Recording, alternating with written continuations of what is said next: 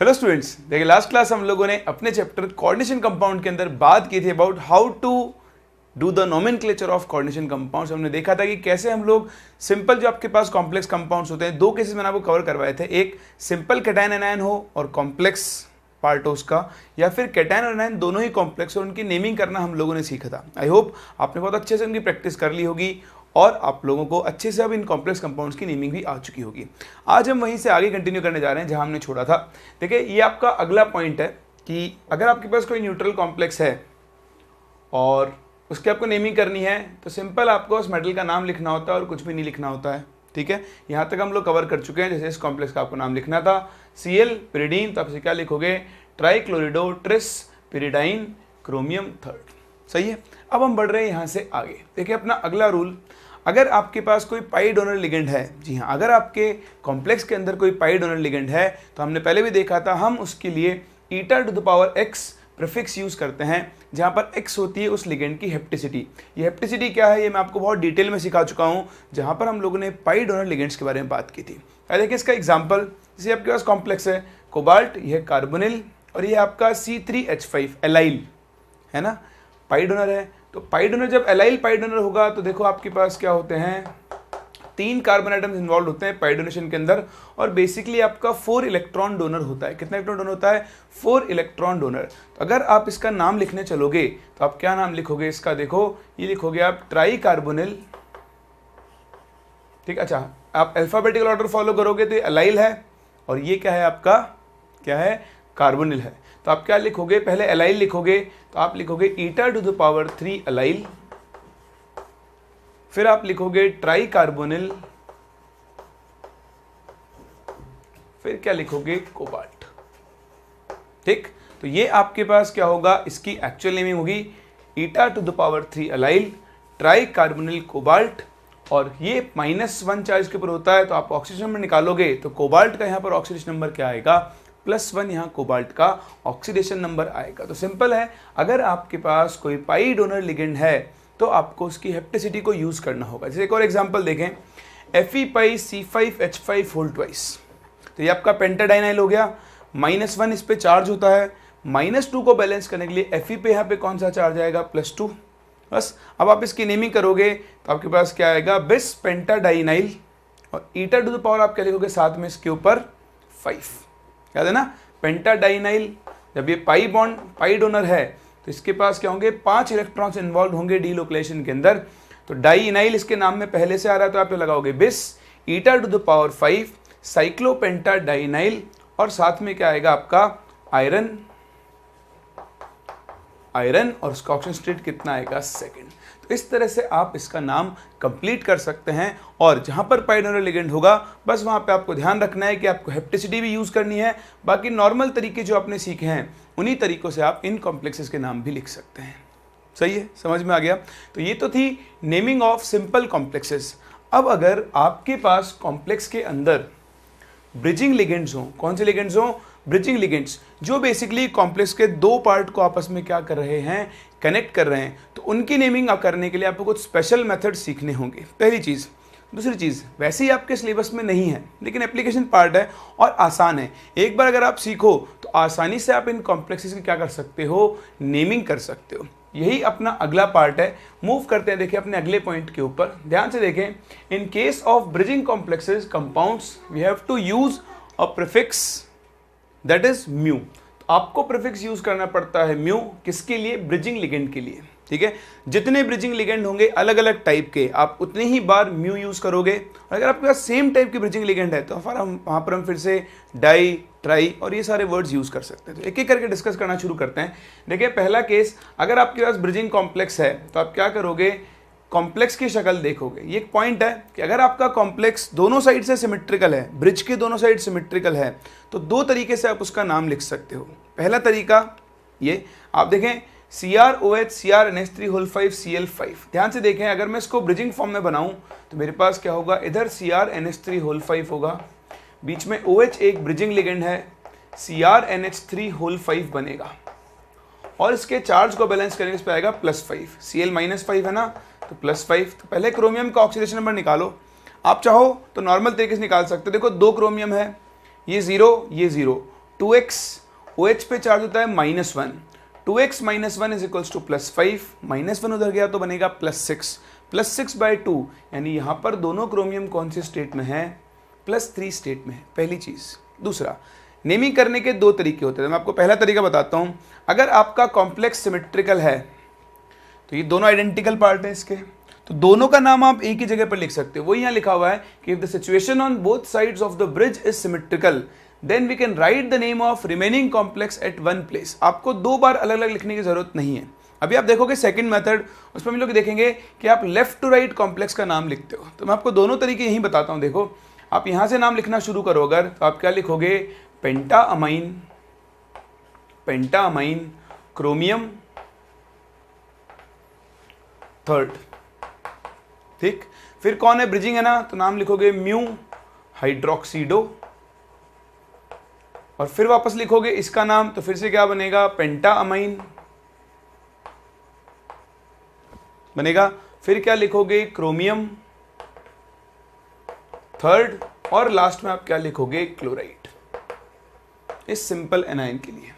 एक तरीका तो है ये, या फिर दूसरा तरीका है, आप क्या करो, पहले ब्रिजिंग लिगेंड का नाम लिख दो। तो आप कैसे लिखोगे, यहां पर नाम इस तरह से भी लिख सकते हो, पहले ब्रिजिंग का नाम लिख दो म्यू हाइड्रोक्सीडो,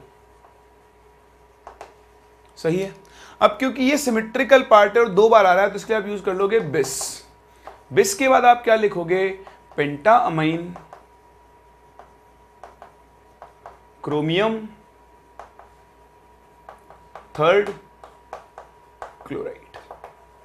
तो इस तरह से आप अपने इस कॉम्प्लेक्स का पूरा नाम लिख सकते हो। दोनों तरीके हैं, या तो आप लेफ्ट टू राइट चल लो, और अगर दोनों साइड सेम है तो आप एक पार्ट का नाम लिखकर उसका आगे क्या लगा सकते हो, बिस लगा सकते हो। तो देखें, ये इस कॉम्प्लेक्स का पूरा नाम हो सकता है म्यू हाइड्रोक्सीडो बिस पेंटाअमाइन क्रोमियम थर्ड क्लोराइड, जो मैंने यहाँ पे ऊपर लिखा।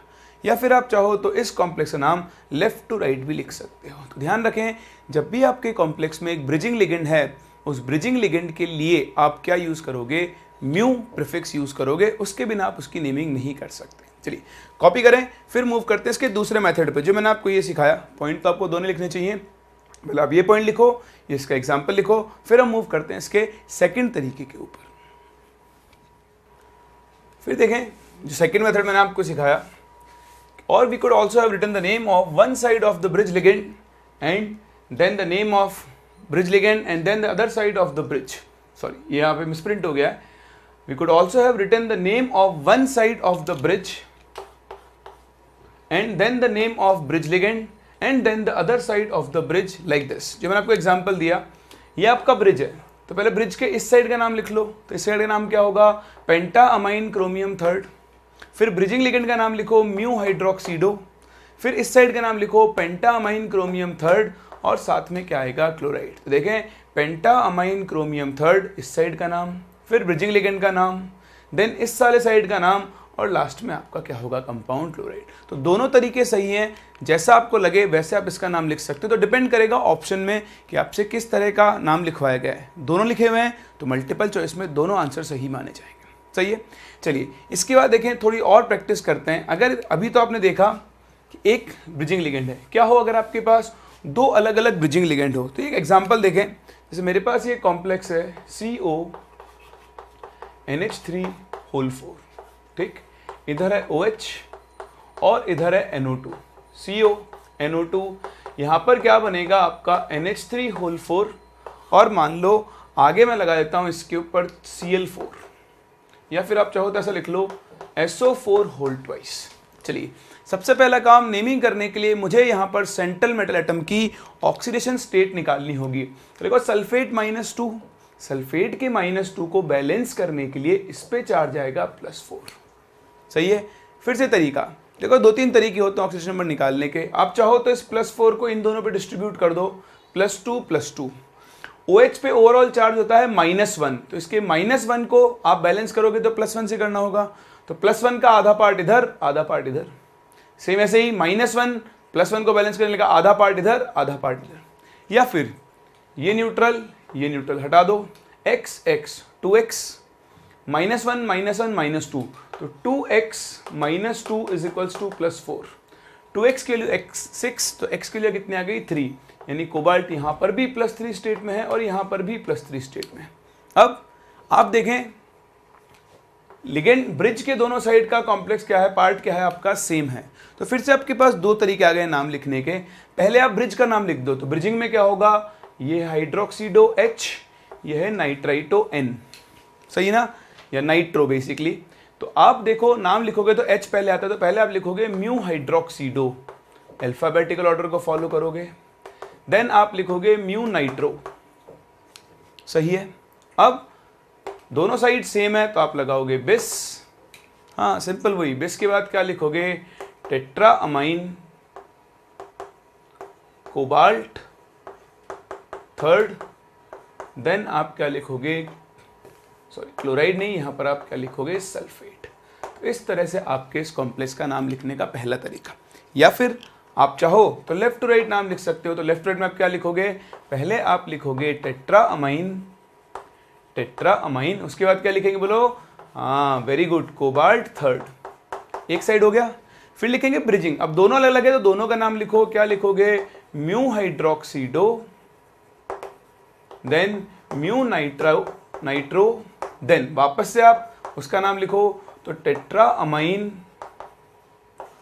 कोबाल्ट थर्ड सल्फेट, बोलो लिख सकते हैं। लेकिन अगर आपके पास यहां लिगेंड अलग हो और यहां लिगेंड अलग हो, फिर उस केस में आप ये वाला फॉर्मेट यूज नहीं करोगे, फिर आपको नेमिंग करते टाइम दूसरा तरीका यूज करना होगा। फिर आप क्या करोगे, नॉर्मल इसी मेथड को फॉलो करोगे और लेफ्ट टू राइट चलते हुए आप अपने लिगेंड का या फिर कॉम्प्लेक्स का नाम लिख सकते हो, ठीक है। जैसे कि मैं आपको इसका भी एग्जाम्पल दूं एक, या देख लो, चलो एक और एग्जाम्पल ले लेते हैं, इधर आओ। ये देखो जैसे ये है NH3 ठीक है, इधर मैंने लिया CO, यहां मैंने लिखा OH, यहां पर मैंने लिख दिया वही NO2, ठीक है, या साइनाइड लिख लो चलो इस बार। फिर यहाँ पे आप लिखोगे कोबाल्ट और यहाँ लिख दो En2, बाकी सब सेम है, SO4 आ गया। तो देखो +4 चार्ज आएगा, ये भी न्यूट्रल, ये भी न्यूट्रल, फिर से कोबाल्ट यहाँ कौन से स्टेट में आएगा, +3। अब ब्रिजिंग लिगेंड्स भी अलग हैं और कॉम्प्लेक्स के दोनों पार्ट भी क्या हैं, अलग अलग हैं। तो अब आप ये वाला मेथड यूज नहीं कर पाओगे, अब आपको यही मेथड यूज करना है। तो आप नेमिंग कैसे करोगे, आप लिखना शुरू करोगे टेट्रा अमाइन कोबाल्ट थर्ड, फिर क्या लिखोगे, म्यू हाइड्रोक्सीडो, देन म्यू साइनाइडो, सही ना। उसके बाद वापस से नाम लिखोगे। अब देखना इथाइलिन डाइअमाइन, दो इथाइलिन डाइअमाइन तो बिस यूज करेंगे, तो हम क्या लिखेंगे, बिस इथाइलिन डाइअमाइन, यहां डबल M नहीं आएगा, सिंगल M आएगा, कोबाल्ट थर्ड, और इसको क्या लिखेंगे हम लोग, सल्फेट। समझ रहे हैं आप। तो इस तरह से आप किसी भी गिवन कॉम्प्लेक्स की नेमिंग कर सकते हो। इसमें एक और तरीका होता है, आप चाहो तो पहले ब्रिज को लिख सकते हो। क्या कर सकते हो, ब्रिज को, यानी इसका नाम आप ऐसे भी लिख सकते हो, क्या लिखोगे, म्यू हाइड्रोक्सीडो, देन म्यू साइनाइडो,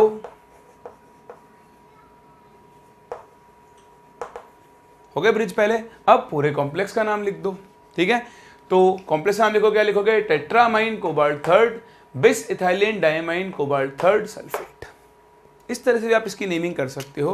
तो 2-3 तरीके होते हैं, जो आपको सूटेबल लगे और जो आपको ऑप्शन में दिया हुआ हो उस मेथड को आप यूज कर सकते हो। जैसे मैंने आपको बताया, इनके आपको ऑप्शन में मिलने के चांसेस बहुत रेयर है, क्योंकि ये आपके सिलेबस में नहीं है, एप्लीकेशन पार्ट है, बस इसलिए हम इसको क्या कर रहे हैं, कवर कर रहे हैं। चलो अब कवर करना शुरू ही किया है तो एक केस और कर लेते हैं। अभी आप देखें ब्रिजिंग लिगेंड्स अलग अलग हैं, क्या हो अगर आपके दोनों ब्रिजिंग लिगेंड क्या हो, सेम हो।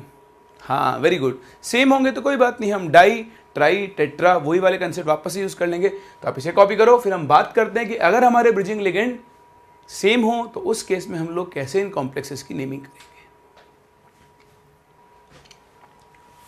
तो देखें नेक्स्ट पॉइंट अपना 11th point, that is if similar bridging ligand occurs more than once then we use di mu, tri mu et cetera, ठीक है। तो म्यू के साथ आपको डाई ट्राई टर्म भी यूज करना पड़ेगा।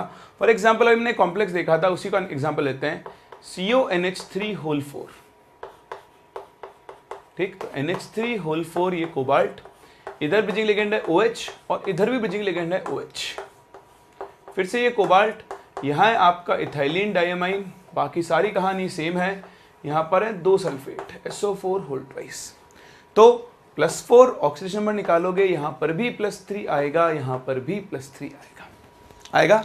अब आप देखो, अब आपको नेमिंग करनी है, तो फिर से आपके पास वही 2 तरीके हैं, ठीक है। या तो आप चाहो तो पहले कॉम्प्लेक्सेस का ब्रिजिंग लिगेंड का नाम लिख लो, बाद में कॉम्प्लेक्स लिख लो, या फिर पहले लिख लो इधर से लिखना शुरू करो। तो ये क्या बनेगा आपके पास, टेट्रा अमाइन कोबाल्ट थर्ड। सही है। अब देखें 2 लिगेंड है, दोनों के दोनों ब्रिजिंग लिगेंड सेम है, तो आप लिखोगे डाईम्यू हाइड्रोक्सीडो। सही है।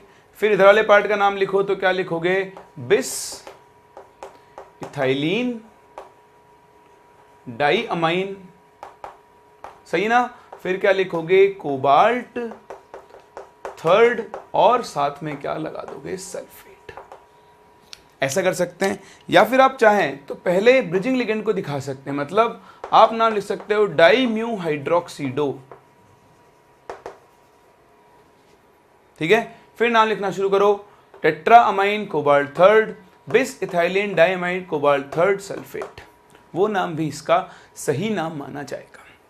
अब इसी में एक और केस हो सकता है, ये भी सेम हो और आपका साथ में क्या हो, जो कॉम्प्लेक्स के दोनों पार्ट हैं वो भी सिमेट्रिकल हो। जैसे ये वाला केस देखें, H2O whole 5 Fe OH OH Fe H2O whole 5। ठीक है। और इसको आप बैलेंस करवा लो, वही ऐसा कर लो, Cl4 ले लो। ठीक है। तो ये मैंने आपको कॉम्प्लेक्स दे दिया, आपको इसकी नेमिंग करनी है। तो फिर से ऑक्सीजन नंबर निकालो, -4 को बैलेंस करने के लिए +4 डिवाइड करो, +2 आधा इधर से आधा इधर से, है ना, आधा इससे आधा इससे, तो ये आएगा +3, ये भी कितना आएगा, +3 हो गया। अब 2 तरीके, या तो लेफ्ट टू राइट लिख लो, वो भी सही होगा, या फिर आप देखें लिगेंड सेम सिमेट्रिकल है, तो बहुत सिंपल हो गया इसका नाम लिखना। आप चाहो तो पहले लिगेंड लिख लो, यानी आप क्या लिखोगे, डाईम्यू हाइड्रोक्सीडो।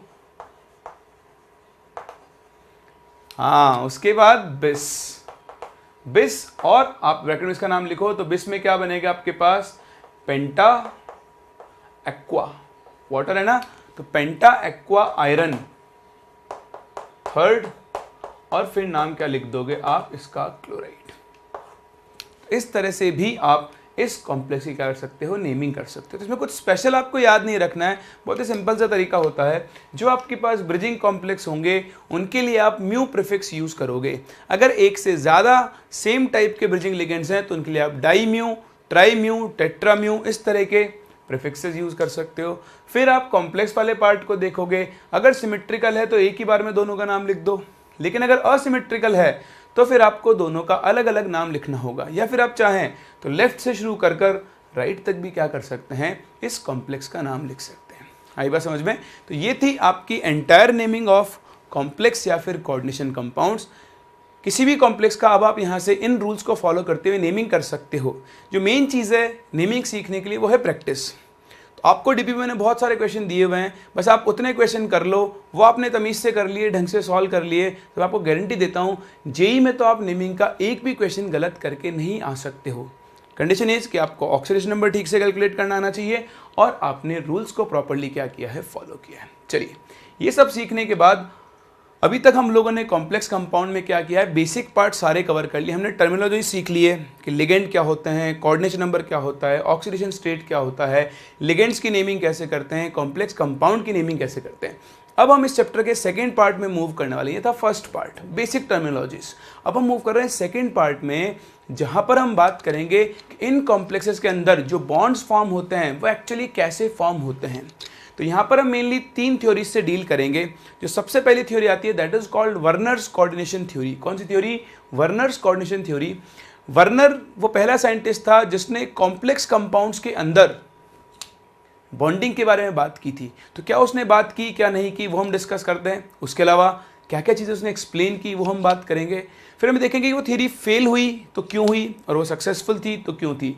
उसकी कमियों को दूर करने के लिए फिर हमारे पास सेकंड थ्योरी आएगी, इसका नाम है valence bond theory, which is again very important. उससे बहुत सारे क्वेश्चन जेईई के अंदर पूछे जाते हैं। And then will come the most important crystal field theory. चलिए तो आप ये कॉपी करें, फिर हम मूव करते हैं अपने अगले टॉपिक के पर, that is bonding in coordination compounds. तो शुरू करते हैं विद वर्नर्स कोऑर्डिनेशन थ्योरी। तो हेडिंग डाल लें आप next, bonding in transitional metal complexes. और यहां पर हम जो सबसे पहली थ्योरी पढ़ने वाले हैं that is Werner's coordination theory. ठीक है, तो Werner's coordination theory basically Alfred Werner scientist थे, उन्होंने दी थी। उन्होंने फादर ऑफ कोऑर्डिनेशन केमिस्ट्री कहा जाता है, क्योंकि इन्होंने ही सबसे पहले प्रेडिक्ट की थी कि कॉम्प्लेक्स कंपाउंड्स के अंदर बॉन्डिंग पैटर्न कैसा हो सकता था। आओ मिलते हैं, शायद आपको फोटो ज़्यादा ठीक से दिख नहीं रही हो, खैर इसका कोई काम नहीं है, बट ऐसे ही आपको मिलवा दिया मैंने। दिस इज वर्नर, और इन्होंने ही क्या कहा था, इन्होंने अपनी एक थ्योरी दी थी वर्नर्स कोऑर्डिनेशन थ्योरी, जो कि बेसिकली कॉम्प्लेक्स कंपाउंड्स के अंदर बॉन्डिंग को एक्सप्लेन करने का पहला अटेम्प्ट था। और इसके बाद ही बाकी थ्योरीज आई और कॉम्प्लेक्स कंपाउंड के स्ट्रक्चर्स के अंदर इतनी स्टडी की गई। चलिए डिस्कस करते हैं क्या कहा था वर्नर ने। वर्नर ने कहा था कि किसी भी कॉम्प्लेक्स के अंदर जो आपका सेंट्रल मेटल एटम होता है वो दो तरह की वैलेंसीज रखता है। कौन सी तरह की? दो तरह की वैलेंसी। एक वैलेंसी होती है आपके पास प्राइमरी वैलेंसी, और वहीं जो सेकंड कैटेगरी होती है, जो सेकंड टाइप ऑफ वैलेंसी होती है, वो होती है सेकेंडरी वैलेंसी। चलो लिख तो हम लेंगे अभी सब चीज़ें, आपको पता ही लिखा हुआ था हमारे पास, सब कुछ मिल ही जाएगा आपको। तो डिस्कस करते हैं प्राइमरी और सेकेंडरी वैलेंसीज क्या होती है और किस बेसिस पर उसने इनको जस्टिफाई किया। उसने कहा कि प्राइमरी वैलेंसीज जो होती है वो बेसिकली सेंट्रल मेटल एटम की ऑक्सीडेशन स्टेट को रिप्रेजेंट करती है। किसको रिप्रेजेंट करती है? ऑक्सीडेशन स्टेट को। वहीं पर अगर आप सेकेंडरी वैलेंसी की बात करो तो secondary valency central metal atom के कोऑर्डिनेशन नंबर को रिप्रेजेंट करती है। किसको? कोऑर्डिनेशन नंबर को। फर्दर वर्नर ने कहा कि जो प्राइमरी वैलेंसी होती है दिस इज आयनाइजेबल, यानी ये आसानी से आयनाइज हो जाती है। और जैसा हम लोग देखते हैं हमारे कॉम्प्लेक्स कंपाउंड के अंदर दो पार्ट होते हैं, कोऑर्डिनेशन स्फीयर होता है और एक आयनाइजेशन स्फीयर होता है। तो आयनाइजेशन स्फीयर का जो पार्ट होगा वो आयनाइजेबल होगा, और वो बेसिकली कौन सी वैलेंसी को कॉन्स्टिट्यूट कर रहा होगा? प्राइमरी वैलेंसी को कॉन्स्टिट्यूट कर रहा होगा। वहीं पर जो आपकी सेकेंडरी वैलेंसी होती है दैट इज नॉन आयनाइजेबल, ये आयोनाइज नहीं होती है। थर्ड एंड वेरी इंपॉर्टेंट, जो आपकी प्राइमरी वैलेंसी होती है ये नेचर में क्या होती है? नॉन डायरेक्शनल होती है। क्या होती है? नॉन डायरेक्शनल, यानी बेसिकली ये आपके पास एक तरह का आयनिक बॉन्ड होता है। आयनिक बॉन्ड नेचर में नॉन डायरेक्शनल है। वहीं पर आप देखें सेकेंडरी वैलेंसी कोऑर्डिनेशन नंबर को सेटिस्फाई कर रही है, तो यहाँ पर जो आपके लिगेंड मॉलिक्यूल्स या एटम्स होंगे वो सेंट्रल मेटल एटम के साथ कोऑर्डिनेट बॉन्ड यानी कोवेलेंट बॉन्ड फॉर्म कर रहे होंगे। और क्योंकि आपका कोवेलेंट बॉन्ड नेचर में डायरेक्शनल होता है, ये अपने आप को एक फिक्स ज्योमेट्री के अंदर क्या करेंगे? अलाइन करेंगे। तो जो आपकी सेकेंडरी वैलेंसीज होती हैं those are directional in nature, और ये सेकेंडरी वैलेंसी क्या होती है? रिस्पॉन्सिबल होती है for the structure of a complex compound. किसके रिस्पॉन्सिबल होती है? स्ट्रक्चर ऑफ कॉम्प्लेक्स कंपाउंड के। तो जैसे मैं आपको एग्जांपल दूं, CONH3 लिखा हुआ है, तो देखिए ये इसका कोऑर्डिनेशन स्फीयर है। यहां पर क्या होगा? एक कोबाल्ट एटम 6 NH3 के साथ कोऑर्डिनेट बॉन्ड से बॉन्डेड होगा, और इसकी जो ज्योमेट्री आएगी उसे हम बोलते हैं कोऑर्डिनेशन पॉलीहेड्रा। क्या बोलते हैं? कोऑर्डिनेशन पॉलीहेड्रा बोलते हैं। एक चीज, ठीक, ये आपकी आयनाइजेबल पार्ट है, आयनाइजेशन स्फीयर है, ये बेसिकली आपकी प्राइमरी वैलेंसी को रिप्रेजेंट कर रहा है। एक कॉम्प्लेक्स कंपाउंड के अंदर स्क्वायर ब्रैकेट के बाहर जो पार्ट आता है उसे हम लोग काउंटर आयन के नाम से भी जानते हैं। किसके नाम से जानते हैं? Counter ion. तो ये हो गया आपका कोऑर्डिनेशन पॉलीहेड्रा, और ये जो आयन है जो कि आयनाइज होकर ब्रेक होगा उसको हम लोग क्या कहते हैं? काउंटर आयन के नाम से भी जानते हैं। तो मैं इनको लिखवाऊंगा नहीं, आप नाम से समझ लें। ये कोऑर्डिनेशन पॉलीहेड्रा है जिसे हम कोऑर्डिनेशन स्फीयर भी बोलते हैं। ये आपके पास काउंटर आयन है जो कि आयनाइजेशन स्फीयर के अंदर लाई करता है। तीसरी चीज, जो आपकी प्राइमरी वैलेंसी है ये इसको हमेशा कौन सेटिस्फाई करेगा? This will be satisfied by negative ions. सिर्फ नेगेटिवली चार्ज लिगेंड्स ही क्या कर सकते हैं? प्राइमरी वैलेंसी को सेटिस्फाई कर सकते हैं। Whereas secondary valency can be satisfied by both negative and neutral ligands, and in some cases यहाँ पर आपका पॉजिटिव लिगेंड भी हो सकता है। But according to Werner secondary valency को कौन सेटिस्फाई करते हैं? या तो नेगेटिव आयंस या फिर आपके पास क्या हो सकते हैं? न्यूट्रल मॉलिक्यूल्स हो सकते हैं। तो ये है CONH3 होल 6, यहाँ पर तीनों क्लोरीन क्या कर रहे हैं, अभी इसकी प्राइमरी वैलेंसी को सेटिस्फाई कर रहे हैं, और जो आपके न्यूट्रल अमोनिया मॉलिक्यूल्स हैं वो यहाँ पर इसकी कौन सी वैलेंसी को सेटिस्फाई कर रहे हैं, सेकेंडरी वैलेंसी को सेटिस्फाई कर रहे हैं। तीसरी चीज़, ये जो प्राइमरी वैलेंसी होती है, जब हम कॉम्प्लेक्स की स्ट्रक्चर बनाएंगे या रिप्रेजेंट करेंगे उसको, तो प्राइमरी वैलेंसीज को हम डॉटेड लाइन से रिप्रेजेंट करते हैं, जबकि सेकेंडरी वैलेंसीज को हम सॉलिड लाइन से रिप्रेजेंट करते हैं। अगर कोई आयन, ऐसा भी हो सकता है कि एक आयन एक नेगेटिव लिगेंड प्राइमरी और सेकेंडरी दोनों वैलेंसीज को सेटिस्फाई कर रहा हो, तो उस केस में हम सॉलिड लाइन और डैश लाइन दोनों लाइन्स को यूज करते हैं, ये बताने के लिए ये जो आपका नेगेटिवली चार्ज लिगेंड है ये इस मेटल की प्राइमरी और सेकेंडरी दोनों ही वैलेंसीज को सेटिस्फाई कर रहा है। तो अगर मैं आपको वर्नर्स कोऑर्डिनेशन थ्योरी के बेसिस पर कंपाउंड की स्ट्रक्चर्स का थोड़ा बहुत आइडिया दूं कि किस तरह से उसके अंदर बॉन्डिंग हो रही होगी, तो आप देखें कॉम्प्लेक्स का एक फॉर्मूला मैं लेता हूं, COCl3.6NH3, एक कॉम्प्लेक्स में लेता हूं आपके सामने COCl3.5NH3। ठीक है, तो कोबाल्ट आप यहां पे देखें ऑक्सीडेशन नंबर निकालोगे +3 स्टेट में आएगा, ये हम सीख चुके हैं। कोबाल्ट का +3 स्टेट में कोऑर्डिनेशन नंबर कितना होता है, हाँ वेरी गुड 6 होता है। तो देखो 6 सेटिस्फाई करना है, तो ये न्यूट्रल मॉलिक्यूल्स हैं, ये सिर्फ और सिर्फ सेकेंडरी वैलेंसी यानी कोऑर्डिनेशन नंबर में कंट्रीब्यूट करेंगे।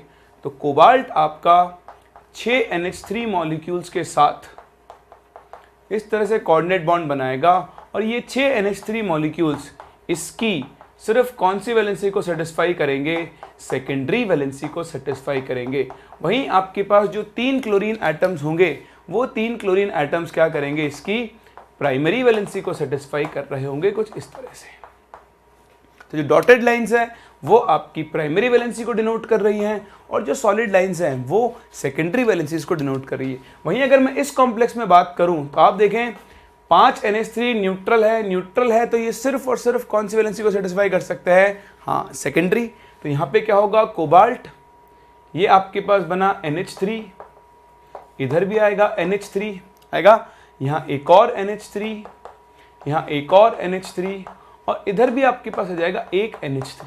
अब अभी अगेन कोबाल्ट का कोऑर्डिनेशन नंबर 6 होना चाहिए, तो अब क्या करेगा, इनमें से एक Cl इसकी सेकेंडरी वैलेंसी को सेटिस्फाई करेगा, और साथ ही साथ ये Cl इसकी प्राइमरी वैलेंसी को भी सेटिस्फाई करेगा। इसलिए हम इसे डॉटेड और सॉलिड दोनों लाइन से एक साथ रिप्रेजेंट कर रहे हैं। उसके अलावा आपके पास जो 2 एक्स्ट्रा क्लोरीन बचे वो सिर्फ और सिर्फ इसकी कौन सी वैलेंसी को सेटिस्फाई करेंगे, प्राइमरी वैलेंसी को, और इस तरह से वर्नर के हिसाब से हम इस कॉम्प्लेक्स को रिप्रेजेंट कर सकते हैं। समझ में आया? ये जो 3 Cl आपको ये दिख रहे हैं ये इसकी ज्योमेट्री में कुछ भी कंट्रीब्यूट नहीं करेंगे, क्योंकि ये बॉन्ड कैसा होगा, non directional in nature, primary valency को सेटिस्फाई कर रहा है। वहीं पर आपको ये जो स्ट्रक्चर दिख रही है जहां पर NH3 इस तरह से अटैच्ड है, तो आप देखें आप केमिकल बॉन्डिंग में सीख चुके हो, आपको एक ऑक्टाहेड्रल स्ट्रक्चर मिलेगी। क्या मिलेगी, ऑक्टाहेड्रल स्ट्रक्चर। तो ये सेकेंडरी वैलेंसीज है, बेसिकली ये इस मॉलिक्यूल को एक प्रॉपर ज्योमेट्री प्रोवाइड करवा रही है। ये जो प्रॉपर ज्योमेट्री बनी इसी को हम लोग क्या बोलते हैं, कोऑर्डिनेशन पॉलीहेड्रा बोलते हैं। ये नॉन आयनाइजेबल पार्ट है, जबकि ये तीनों Cl आपके कौन से पार्ट के अंदर काउंट होंगे, आयनाइजेबल पार्ट के अंदर काउंट होंगे। बोलो समझ पा रहे हैं? तो बस यही थी वर्नर्स कोऑर्डिनेशन थ्योरी। वर्नर ने ब्रॉडली 2 ही चीज़ें सिखाई कि प्राइमरी वैलेंसी क्या होती है, सेकेंडरी वैलेंसी क्या होती है, और दोनों के अंदर क्या डिफरेंस होता है। तो आए लिखना शुरू करते हैं हम लोग चीज़ें। ये थोड़ा सा इंट्रोडक्शन है, लिखने की ज़रूरत नहीं है। In 1893, Werner was the first attempt to explain bonding in coordination compounds, और उसकी जो थ्योरी थी was built on the basis of chemical reaction। ये मैं आपको क्यों बता रहा हूँ, क्योंकि आज तो क्या है, हम लोग एक्सरे डिफ्रैक्शन के थ्रू कॉम्प्लेक्स कंपाउंड की एक्चुअल स्ट्रक्चर पता कर लेते हैं। उस टाइम तक वर्नर के पास, आप देख रहे हो ईयर 1893, उस टाइम तक ऐसे कोई डिवाइस नहीं थे। तो वर्नर ने अलग अलग कंपाउंड्स की रिएक्शन करवाई, और उन रिएक्शन के ऑब्जर्वेशन के बेसिस पर उसने अपनी थ्योरी बनाई थी। And there was no modern instrument which could tell the actual structure of a complex like X-ray diffraction today। ठीक है, तो सब ऑब्जर्वेशन के बेसिस पे बनाया। उसने कहा कि according to Werner a metal in a complex shows 2 types of valencies.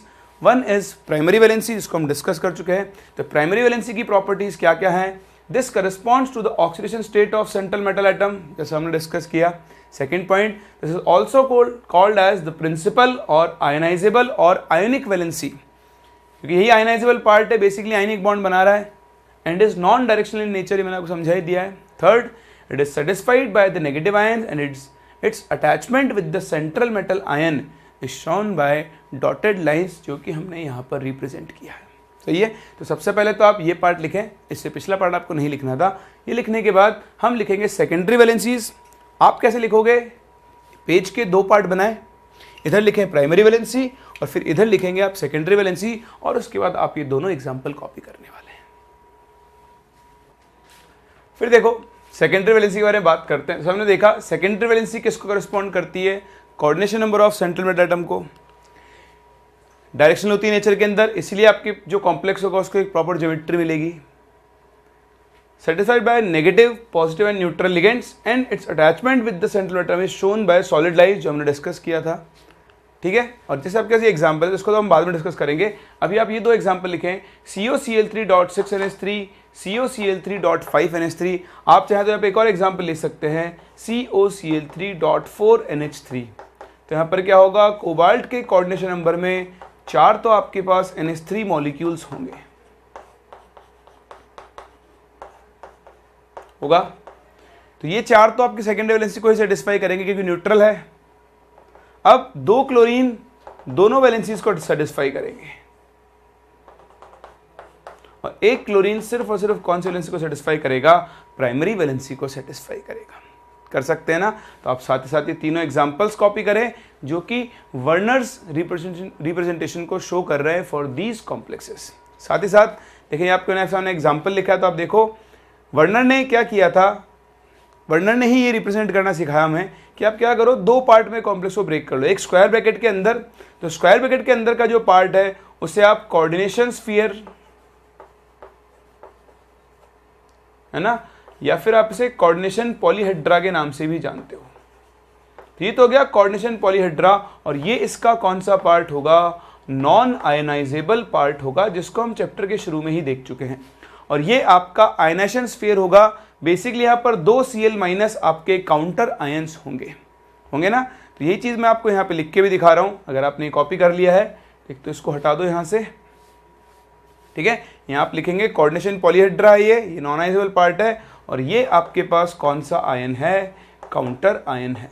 So to distinguish between the 2 types of valencies, Werner introduced the square brackets to enclose those atoms making up the coordination complex and which are therefore not ionized। जब भी अगर ये complex break होगा तो देखो कितने parts में break होगा, 2 पार्ट्स में, COCl H2O होल 5 ये आपका अनटच्ड पार्ट रहेगा, अनआयनाइज्ड पार्ट रहेगा, +2 और साथ में 2 Cl-। तो टोटल आयंस कितने बनाएगा, देखो ये 3, और आयंस पे टोटल चार्ज कितना होगा, +2, इधर 2 इधर 2, तो 3 आयंस मिलेंगे और आपको क्या मिलेगा, चार्ज। इस चीज़ से अभी हम देखेंगे इलेक्ट्रिकल कंडक्टिविटी, क्योंकि ये ब्रेक होकर आयंस तो बना रहा है, अगर इस सोल्यूशन में जाएगा आयंस बनाएगा तो इलेक्ट्रिसिटी को कंडक्ट करेगा। तो हम कंडक्टिविटी भी कंपेयर कर सकते हैं, अभी हम थोड़ी देर बात करेंगे, बट हाल फिलहाल आप ये एग्जाम्पल्स लिख सकते हैं और साथ ही साथ इस थ्योरेटिकल पार्ट को कॉपी भी कर सकते हैं।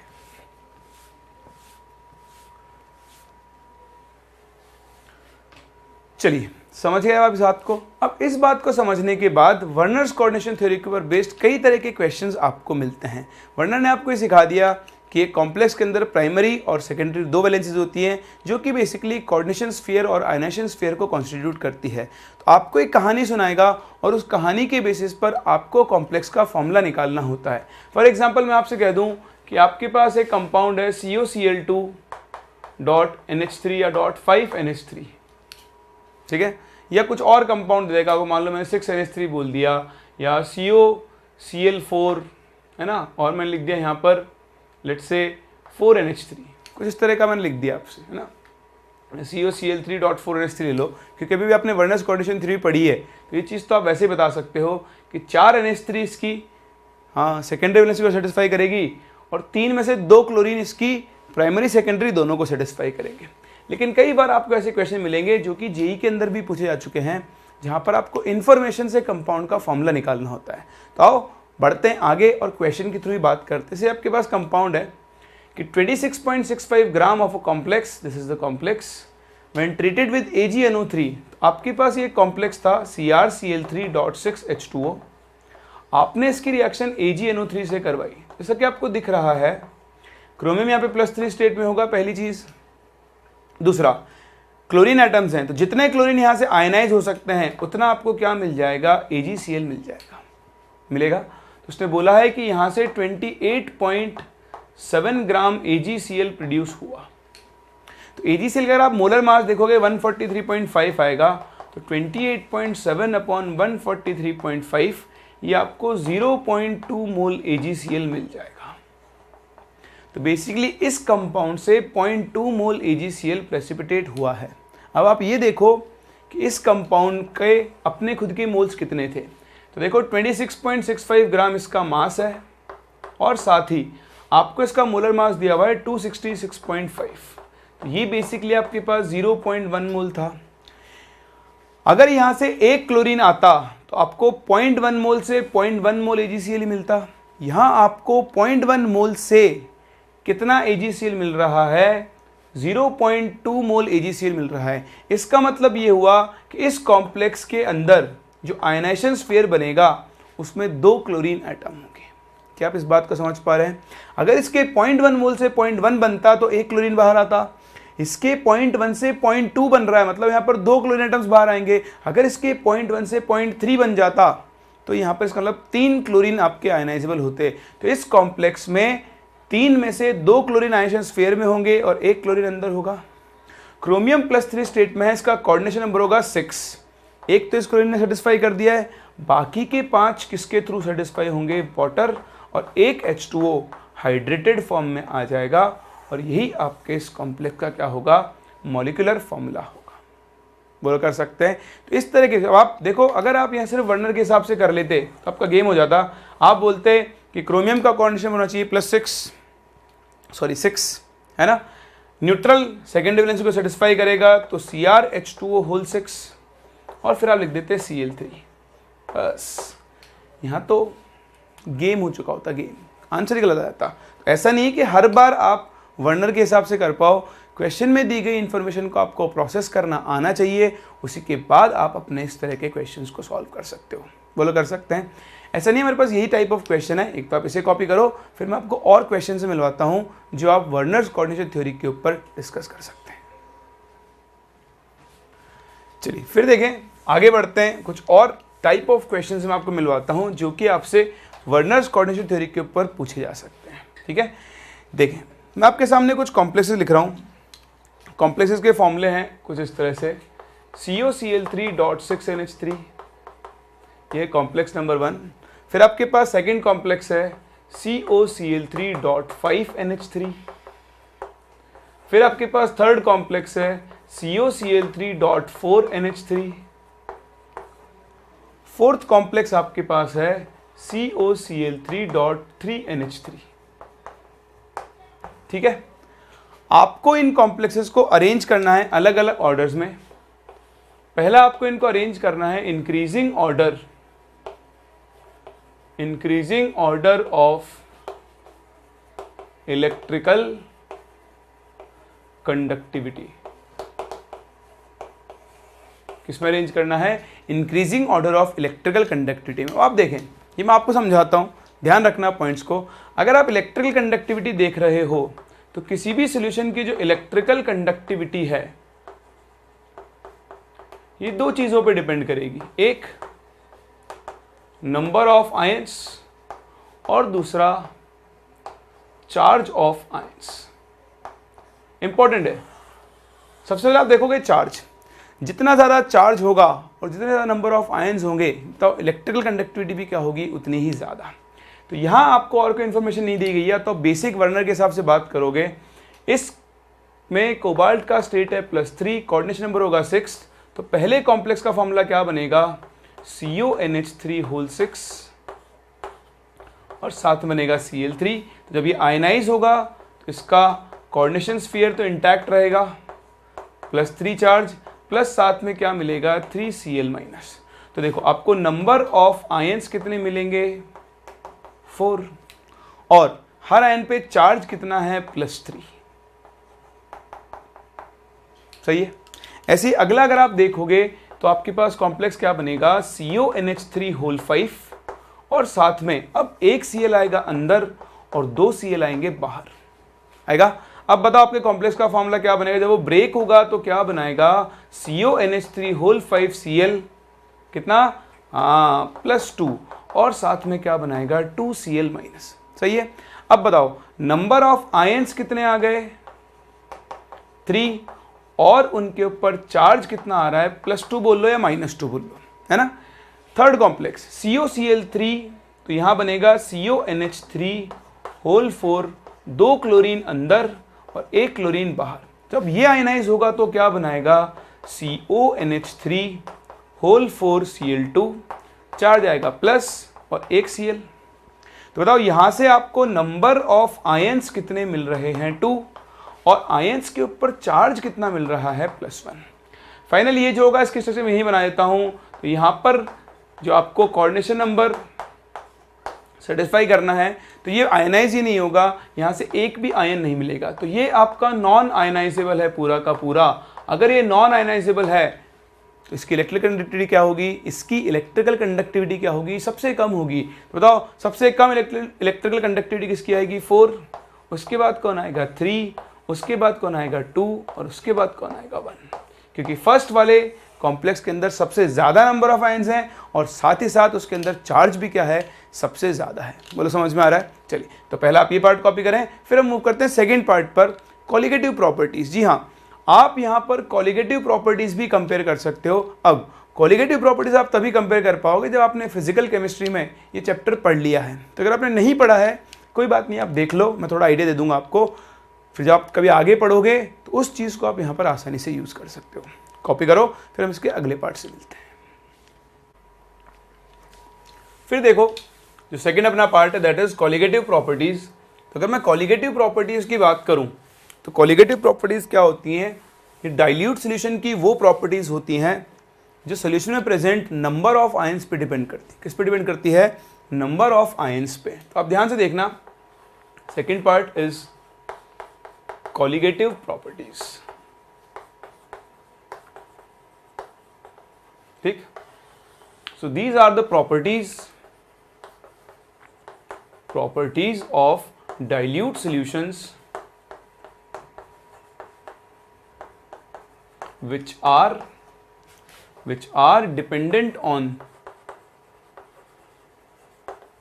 what, number of particles in solution। इस पर ये डिपेंड करती है। ठीक है, अब आप ये पढ़ोगे आगे चलकर।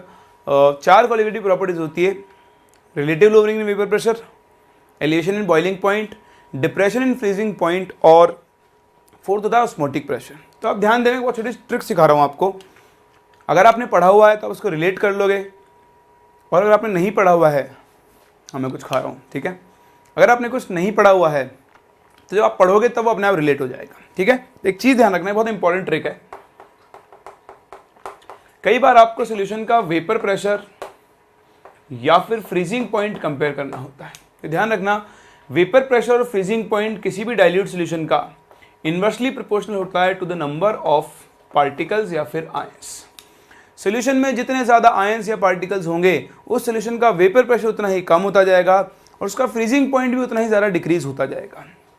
Similarly boiling point and osmotic pressure, और की जगह एंड लिख लें, ऑस्मोटिक प्रेशर,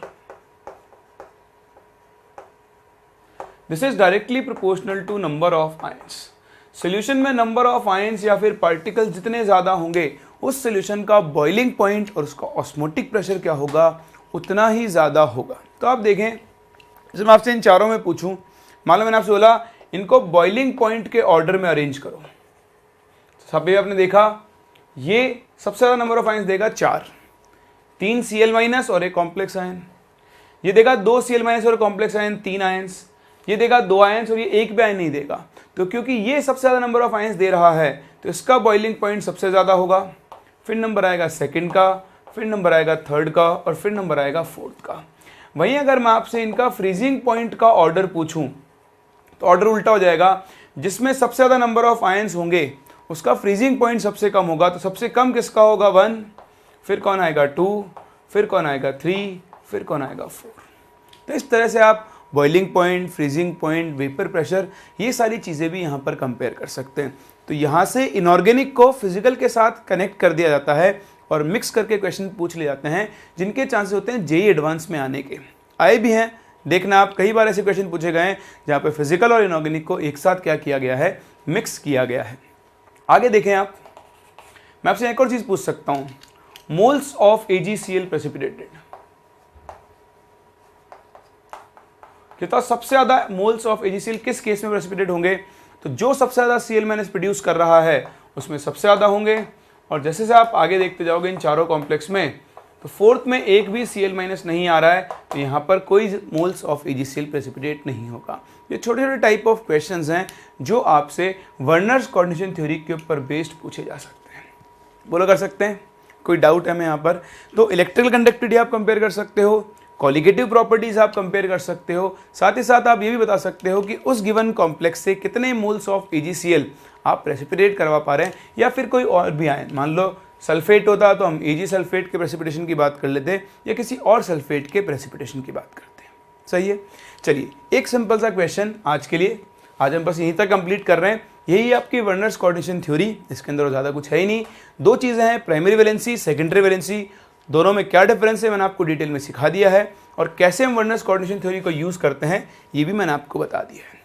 अब एक फाइनल क्वेश्चन मेरी तरफ से आपके लिए, उम्मीद करता हूँ इस क्वेश्चन को आप बिल्कुल सही सॉल्व करेंगे और इसमें आप मिस्टेक नहीं करेंगे। चलिए, द क्वेश्चन इज कि arrange the following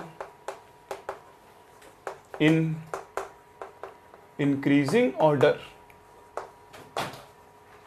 of electrical conductivity.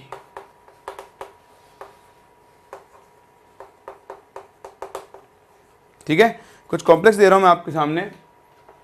Option A, मतलब कॉम्प्लेक्स नंबर ए है KCONH3 whole twice NO2 4। Second complex है B, which is CrNH3 whole thrice NO2 whole thrice. Third complex है C, which is CrNH3 whole 5, साथ ही में है NO, ध्यान से देखना, बहुत ध्यान से, यहाँ पे कैटायन भी कॉम्प्लेक्स है और एनायन भी कॉम्प्लेक्स है, NO2 whole 6 twice. And D option is MgCu NH3, not Cu, this is CO NH3 and NO2 whole 5। चलिए, आपको इनको increasing order of electrical conductivity के अंदर अरेंज करना है, मतलब इलेक्ट्रिकल कंडक्टिविटी के इंक्रीजिंग ऑर्डर में अरेंज करना है। करें? मुझे क्या देख रहे हो, करो जल्दी से, बताओ। हाँ, पॉज कर लो वीडियो को, आराम से बताओ। हो गया? करें डिस्कस? चलिए, इसका जो कंडक्टिविटी का ऑर्डर होगा करेक्ट, वो होगा, सबसे ज़्यादा होगी सी, फिर कौन आएगा डी, फिर आएगा ए, और फिर आएगा बी। अगर आपका आंसर आ गया है ऑब्वियसली आप बिल्कुल सही हो, है ना। अब करोड़पति तो खेल नहीं रहे हम कि आपको प्राइज मिलेगा 1 करोड़ का, लेकिन अगर आपका आंसर गलत है तो बहुत ही ध्यान से देखें, बहुत इंपॉर्टेंट है, ऐसे क्वेश्चन आपसे पूछे जा सकते हैं। इसको ब्रेक करो, इसको ब्रेक करोगे तो आपको क्या मिलेगा, K++ CONH3 whole twice NO2 whole 4।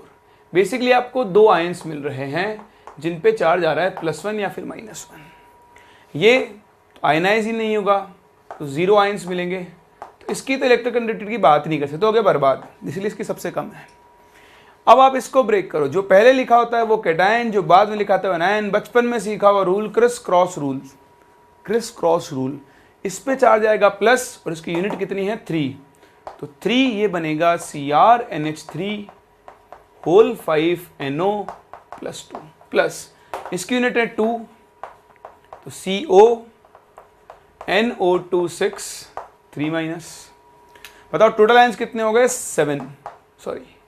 5, और चार्ज कितना है 3 2 +6। देखो नंबर ऑफ आयंस 5 है और चार्ज है इस पे +6। यहाँ पर आओ, Mg क्या होता है +2, Mg के +2 को बैलेंस करने के लिए इस कॉम्प्लेक्स आयन पर चार्ज कितना आएगा -2।